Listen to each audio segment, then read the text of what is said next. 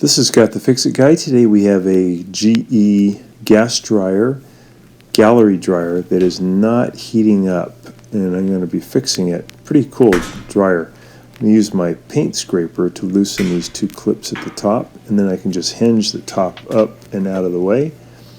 And I'm noticing that it's spinning really well, but I'm not hearing the gas coils click in, and I'm not feeling any heat on the vent tube.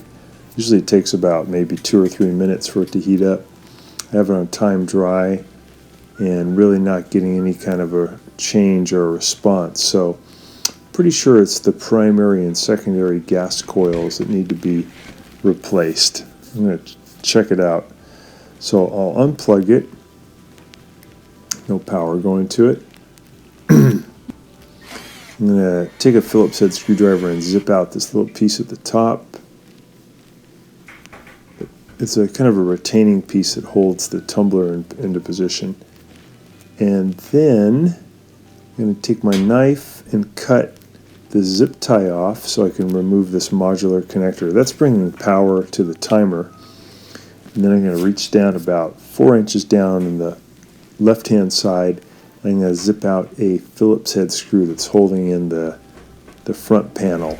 It's about 4 or 5 inches down on the left. And I also have a small one on the right side too that I want to reach down and zip that out. And then I can actually take off the front panel pretty easily. This is a really cool, well-designed, cool machine, easy to work on.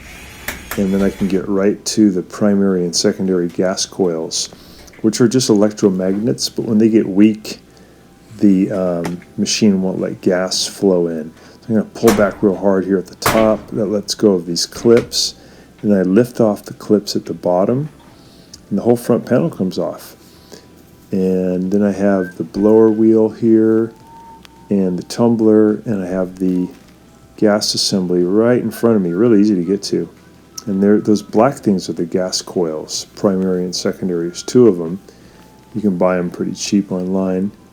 And I'm going to pry off these modular power connectors that bring power to the solenoids or to the gas coils. And again, they're just electromagnets. Pry off the second one, and there's just 2 Phillips head screws holding the coils into position.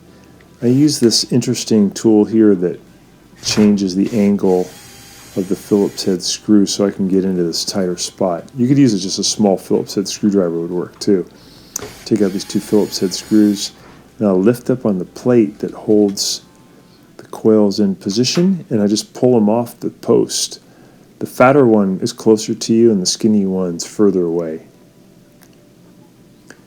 And this fatter one sometimes has a little metal ring in it. You want to put that metal ring from the old one back on the post before you install the new one. The new one won't come with a new metal ring. Here's the part number. Hope you can read it. It's made by Electrolux. They're really a common part. They're just called primary and secondary gas coils, and they're really the same ones are used on pretty much all gas dryers, so you don't have to have an exact one. So I put on the skinnier one, and the bigger one facing me I put on a little bit differently. I put it on where the terminals are down at the bottom. Put the holder back into position, and then I'm going to put the 2 Phillips head screws that hold it in. It's interesting, they have little plastic tabs on the gas coils that index them exactly in the right position, so you really can't get it wrong. I'm going to zip down those screws with this angle tool, get those tight, and we're almost done. Then we're just going to put the power connectors back on, the modular connectors. Just take your time there. Make sure that they're going on nice and smooth and they're fully on, as far in as they can go. And while we have it open, we're going to do a continuity reading on the igniter. So this is the modular connector for the igniter, and I'm just going to stuff the probes in there. I have it set for continuity, and I'm going to look. If it says 0, then I know the igniter is bad, but it shows it does have continuity, so I know the igniter is good. There's the igniter right there. And it's just good to check while you have it open, because that's another reason you can get a no flame situation. So I'm cleaning the filter while I have it available, and I'm reaching down in where the filter sits and cleaning the shelf that it sits on, so the filter will be able to sit all the way down flush. Just using a long screwdriver to clean that shelf off. It has some lint in the way, pretty common. So get that sitting down there nice.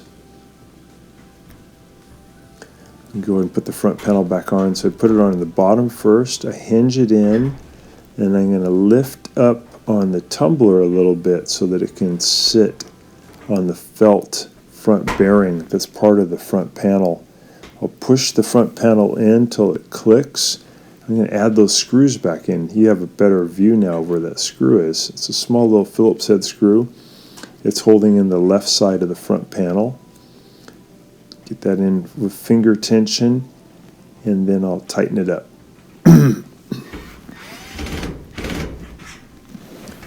There we go. And we're going to do the same thing here on the right side. Put it in with finger tension. Just take your time. It's a little awkward position.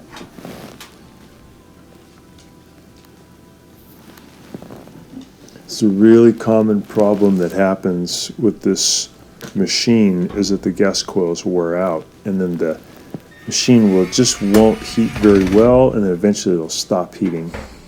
It's because it can't keep the gas flowing. So I'm putting that connector back together. You got to remember to add a zip tie to hold it on the frame away from the tumbler.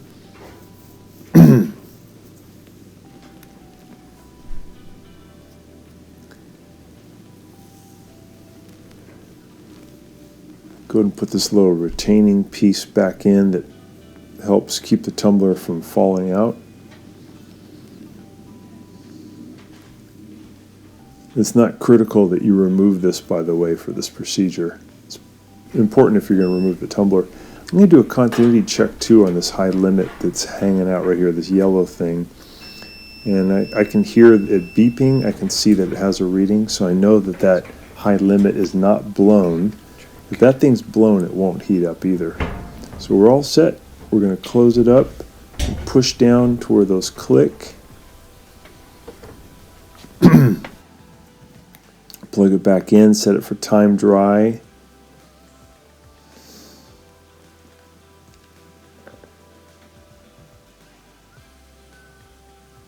There we go. Start it up. And it takes a little while, maybe about 2 or 3 minutes, but you should hear it click, the gas coils click, and feel the heat. So this worked really great, and we've got this dryer working like new again. So I hope that's been helpful to you and you get your dryer heating up again. Thanks so much for watching, and please subscribe when you get a chance.